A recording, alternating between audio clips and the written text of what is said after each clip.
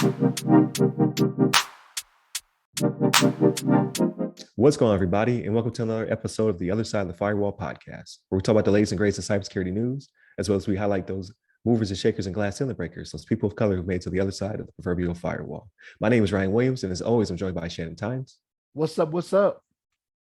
What's going on? And usually Levon, but Levon is currently on holiday, so he will be back this new year. So a little bit of housekeeping. So make sure you like, share, subscribe, so you can catch all of our new episodes as they drop. However, we're taking a holiday break, so this will get you through to Christmas Eve, and then we will not be back with new episodes until January 10th. Also, if you're a Spotify listener, you can now also view us on Spotify. So we made it into the video podcast. I think it's still in beta. I'm not sure, but so if you want to see our smiling faces on Spotify, you can do that as well. So now we're on 3 video platforms and 6 audio platforms. So definitely check us out. Right up there next to Joe Rogan, right? Yeah, we're the world's second biggest podcast. We that popular. Yeah. Like, sure. Maybe just mention them will get us some get us a bump in the algorithm. But like I said, Monday and Tuesday are our topics. Wednesday is a discussion. We have a really good discussion with Ms. Aisha Hollins discussing Meta and some of their changes for IG that directly impact parents and children. And then Thursday, we'll probably skip a Ask Us SP, but Friday, we'll talk about everything else except for cyber. So if you tune into the episode, we talk about movies, video games, things of that nature. I promise no Spider-Man spoilers. So you don't have to avoid that episode. No spoilers. But to jump into this topic, so this one comes from, oh, wait, I'm skipping. It's not my turn yet. So give it to Shannon. All right, this was from thehackernews.com, and it's written by Ravi Lakshmanan. And it's Apache issues 3rd patch to fix new high-severity Log4j vulnerability. So unless you've been living under a rock, this Log4j thing has been killing the internet for the last week and a half, maybe. Maybe like 10 days or so, because I want to say it hit on like December 8th or 9th or something like that.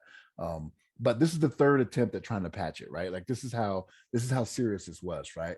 So they have a new CVE for this, CVE 2021-45105. And when you look at this CVE, this is what I found interesting about this, right? So this is the 3rd swack at it. But as I was reading through this CVE, what I noticed is it says that this affects Apache Log4j 2 versions 2.0 alpha 1 through 2.16. Oh my gosh, I can't speak today.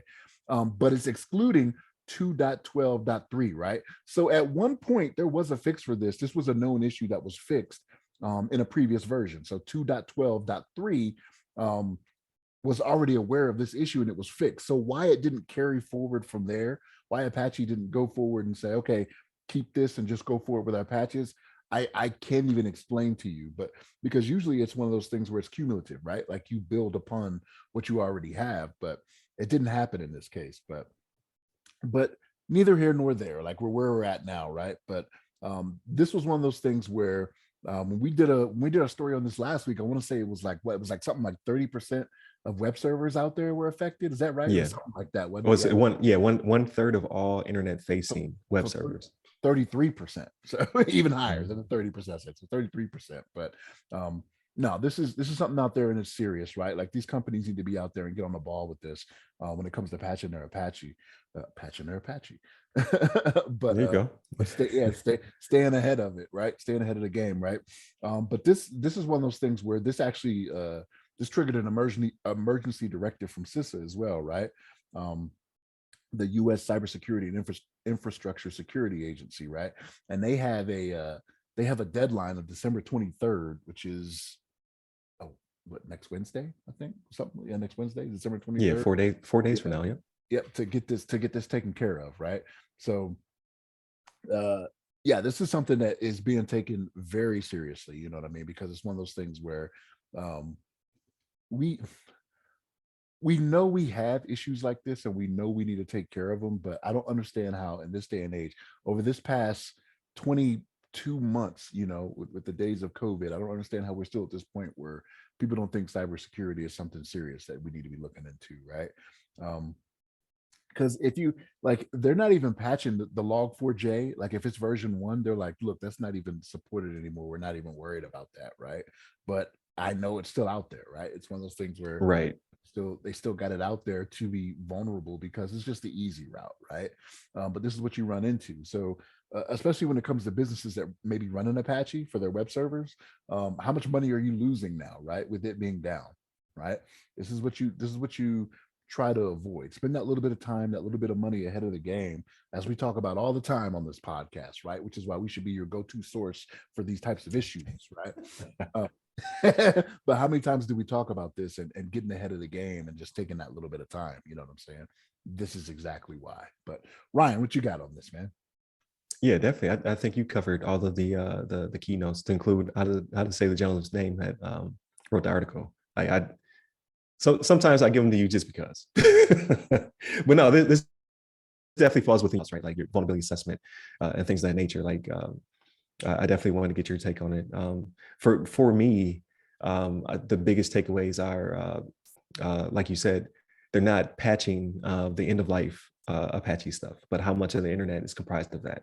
That you know what I mean? Like we talked about it last week when it comes to asset management and tracking. Like if you don't have somebody on your team who's actually tracking this stuff, do you even know if you're impacted or affected?